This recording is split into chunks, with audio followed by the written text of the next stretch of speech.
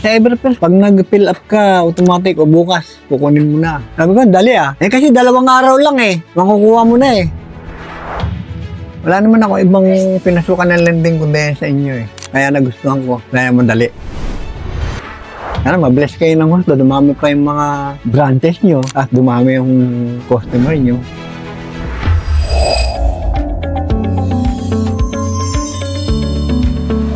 Ako po ay si Reynaldo Mansion Katoliko. Ako ay 70 years old na. Nakatira sa Camarin, Caloocan City. Nag-loan ako sa Camarin, Caloocan.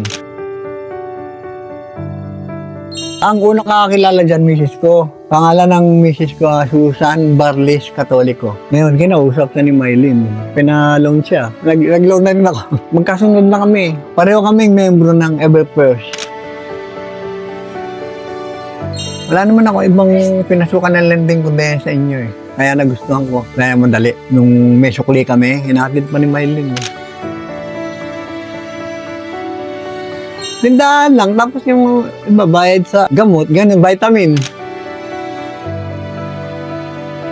Sa pangangailangan dito, sa, ayan, paninda. Tapos sa pambili ng pangkain ko. Tapos minsan sa mga apo, hindi ako ng baon, ganun. Na tubig din, doon ko ginagamit. Meron ka natira sa, kukuha ka ng sukli sa Everfresh.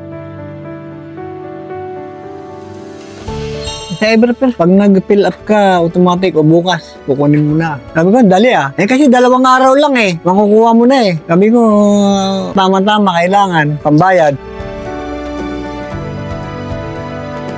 Sinasabi ko sa mga kaibigan ko eh, pag kailangan yan, sigurado ang takbo sa inyo. 2 days lang, mawala ng kunin eh.